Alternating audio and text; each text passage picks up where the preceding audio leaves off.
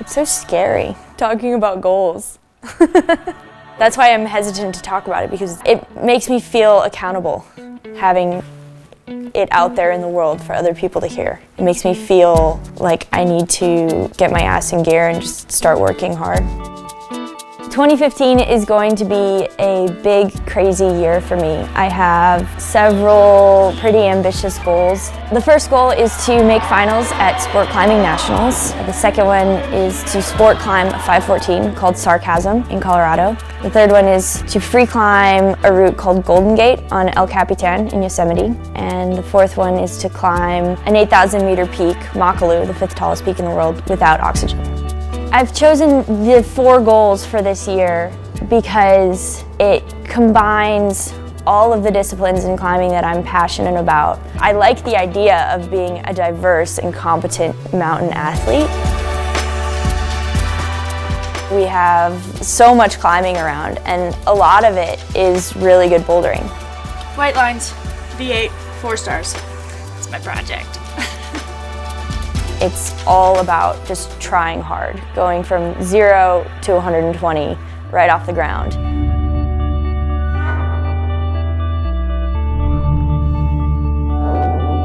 Strong here, tight.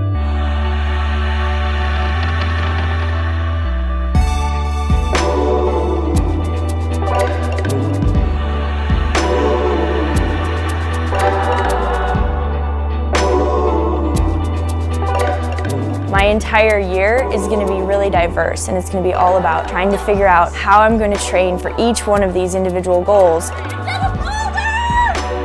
We have amazing trad climbing, and it's really good for learning because it's very accessible. It's right there off the road, and you can just go and do finger cracks, hand cracks, off-widths, chimneys, everything. We're at Blackwall on Donner Summit doing a little trad climbing, and I just led FIRECRACKER. It's not like just going out sport climbing and clipping bolts and taking whips and not worrying about it.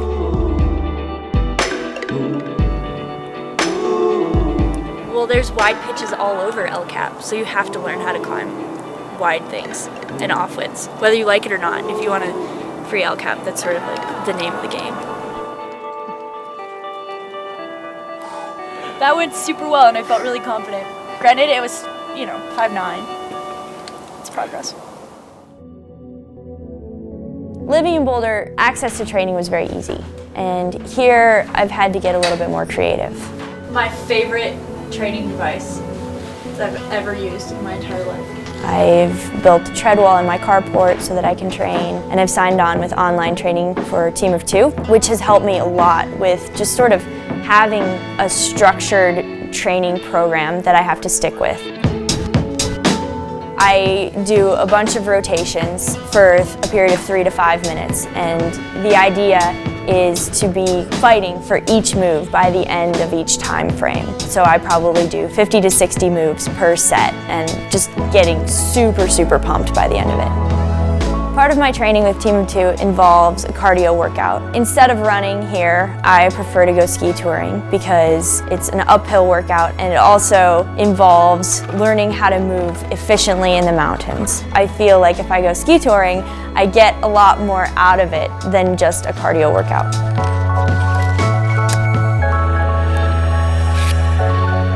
A typical morning involves waking up super early and riding my bike to the base of the mountain, clicking into my skis, skinning up probably 1,500 to 2,000 feet, and then skiing down. And sometimes I'll do multiple laps depending on how I feel. I live at a ski resort, so I ski on the resort as much as possible, mostly because I just want to become a better skier. We're just out ripping around, skiing groomers, having fun.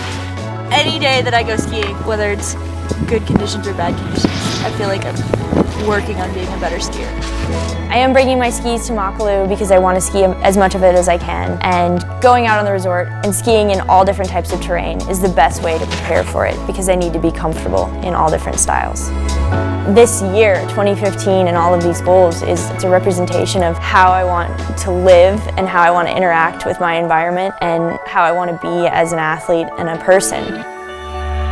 I've spent 19 years climbing and working towards these individual things. And for the first time, I feel like I finally have the skills required to achieve these goals.